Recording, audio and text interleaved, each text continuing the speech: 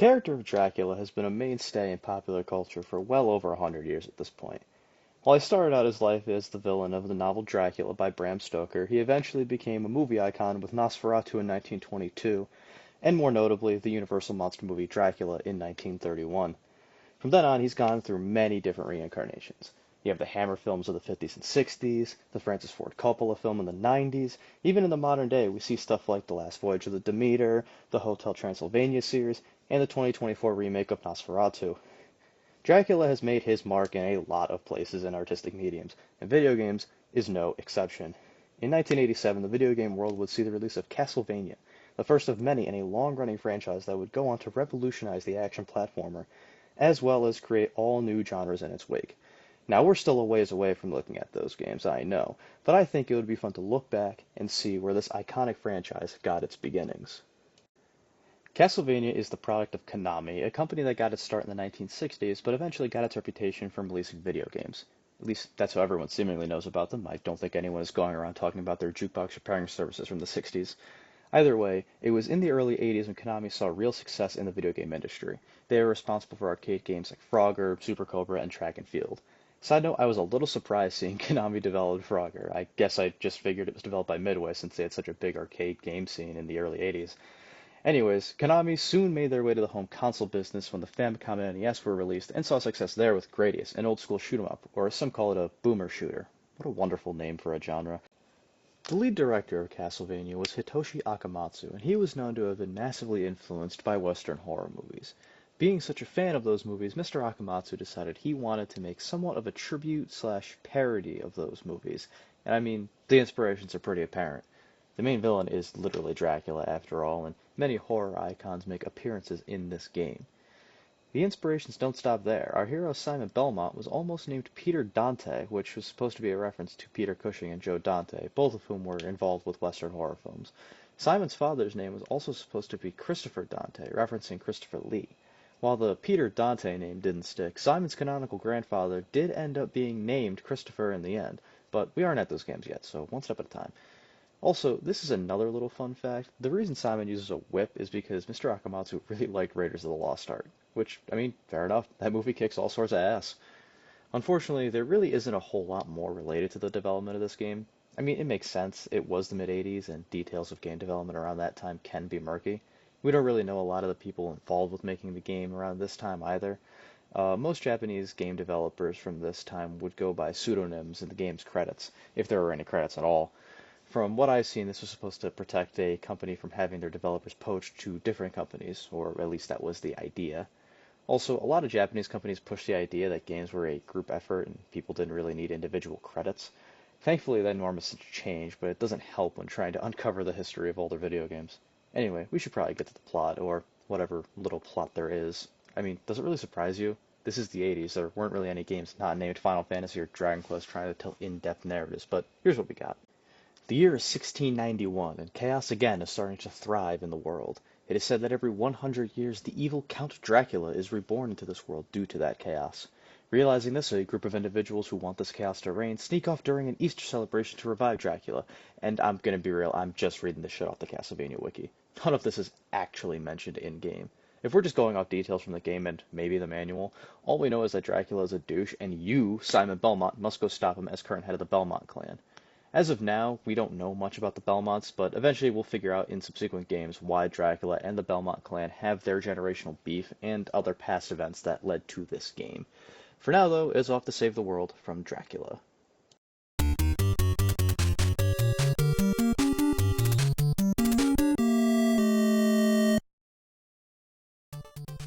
Man, what a classic intro. It's a great way to show that Simon is here ready to kick some vampire ass.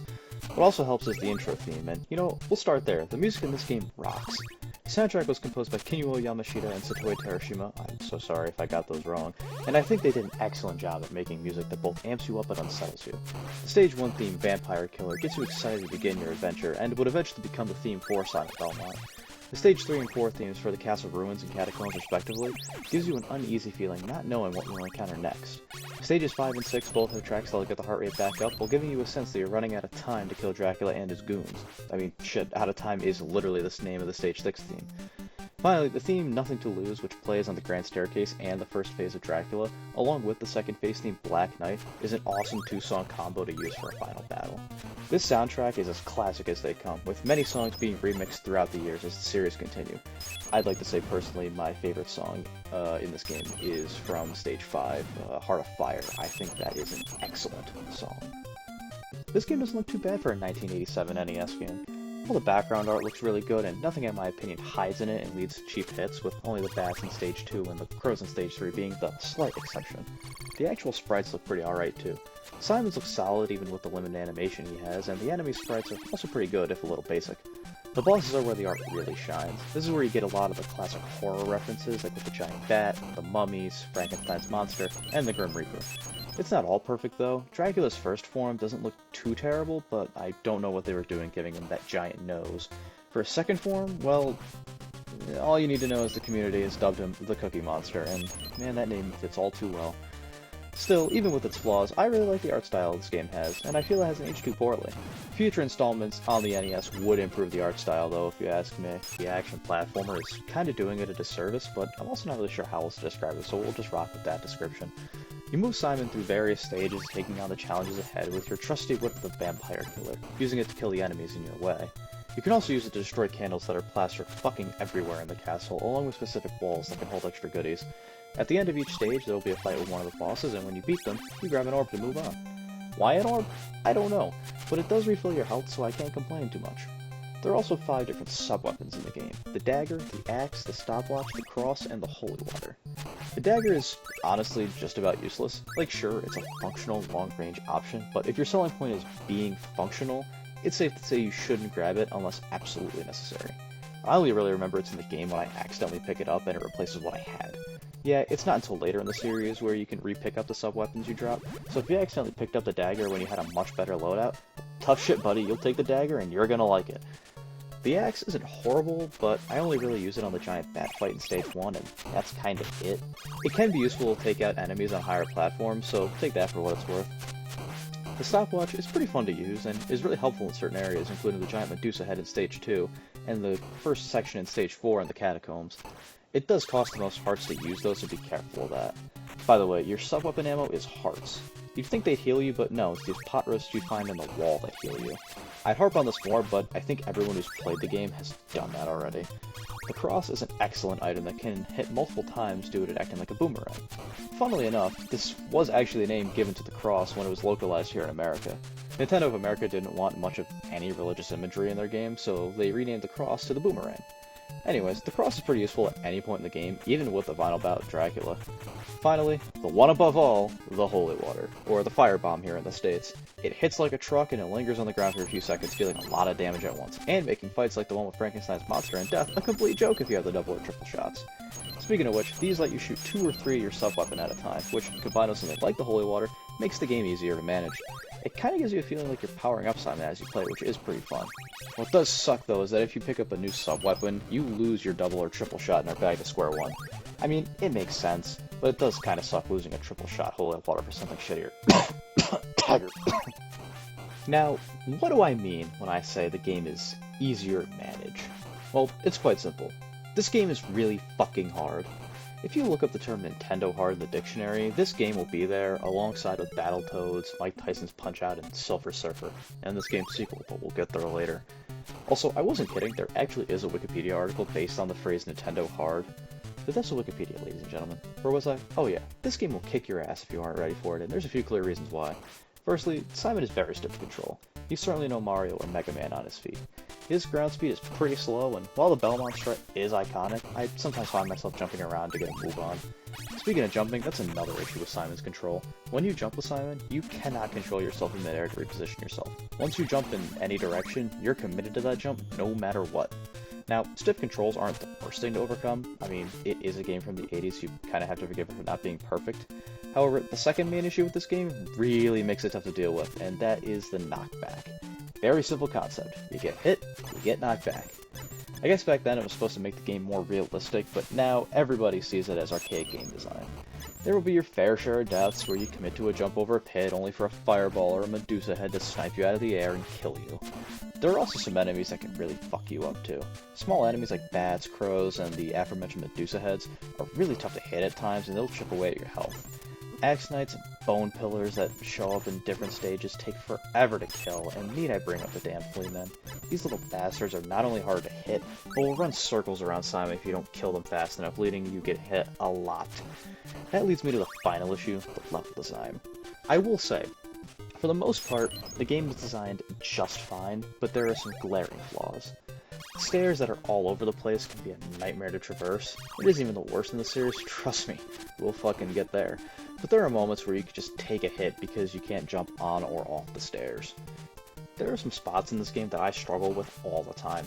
In Stage 4, right before you fight Frankenstein, there are a couple of bone dragons you have to fight. They move really erratically and are a pain to hit. Plus, if you die, your checkpoint is right in this section, so you can't go back and get any good sub-weapons to deal with them. Keyword is good. The Clock Tower section in Stage 6 is also a pain in the ass with all the eagles dropping Fleamen on you. I truly feel like this section is just luck-based, because you could very easily just get dogpiled by a bunch of Fleamen, or have one of them knock you into the pits. I also need to bring up the quote-unquote Hall of Doom, as I like to call it. At the end of Stage 5, right before you fight Death, there's a long hallway with 2 Axe Knights, which, as stated before, take forever to kill. They throw axes at 2 different levels, and you won't know what level that is until you're most likely right next to the Axe Knight. There are also these Medusa heads flying through the entire room, making it even more of a pain to dodge everything. And, if anything hits you in this hallway, it'll take a quarter of your health away, so unless you bomb through this area with the triple shot holy water, it's all a matter of luck if you get through here alive. Plus, having to fight Death right afterwards, which is a very difficult fight if you don't cheese it, is just an extra flick in the nuts. This hallway is certainly infamous in the community, but if you prepare for it beforehand, along with the other sections I described, it's certainly able to be conquered. Well, speaking of conquering, after trekking through Dracula's castle, we finally get to the man himself. His first phase is pretty easy. He constantly teleports from each side of the room shooting fireballs at you. All you have to do is jump over them and whip his head. Like I said, not hard, but it could take a while since your whip only does 1 point of damage. The Cookie Monster, though, is a huge pain. Quite literally, too, his sprite is fucking gigantic, and he hits pretty hard. Hopefully you grab the holy water that was conveniently placed in the boss arena, as that certainly helps take him down. Once he's defeated, you grab your final orb, watch the castle crumble, the first of many times this happens I might add, and you're treated to the credits, which are all fun references to Western horror icons. I'll let you figure out who's who. Oh, I guess I should also mention that there's a second quest that starts right after you finish the game for the first time. It's nothing really special, just a harder version of the game, so I didn't play through it further than Stage 1. Even though this game is very challenging, I've gotta say, it is so satisfying finishing a stage. I've played through this game many times, and at the end of every level, I'm still hyped and ready to tackle the next level. Castlevania truly does feel rewarding to conquer, and I do believe that if someone was to play it nowadays, they would be able to have fun and feel a sense of accomplishment finishing the game. It does help too that there are an unlimited amount of continues, so if there's a stage that's killing you, your only punishment for getting a game over is restarting the level you're currently on. Like, yeah, that sucks, but the levels aren't crazy long, so you'll be back to where you were struggling at in no time. It's also way better than going back to the beginning of the entire game, which many games of this era did for some reason, I don't know why. Can you tell I really enjoyed my time with this game? I'm not alone in that opinion either. Castlevania is widely regarded as one of the best games the NES has to offer. It ranks very highly and lists cataloging the best NES games of all time among both gaming outlets and the gaming community as a whole. What is kind of odd to me is that I feel like the first Castlevania isn't talked about as much nowadays. Maybe it's because it's already been talked to death, but when talking about the best games in the series, it's always Super Castlevania 4, Rondo of Blood, Symphony of the Night, etc. Shit, even its sequel on the NES, Castlevania 3 Dracula's Curse, is generally considered the better game. While yes, I agree there are many better games in the franchise, I still feel like Castlevania 1 deserves its flowers. Don't get me wrong, this game has a lot of archaic issues with your control and how this game is designed, which is very off-putting for the modern gamer. But if you decide to sit down, nut up, and play through the game anyway, you'll be treated to, in my opinion, the best game the NES has to offer.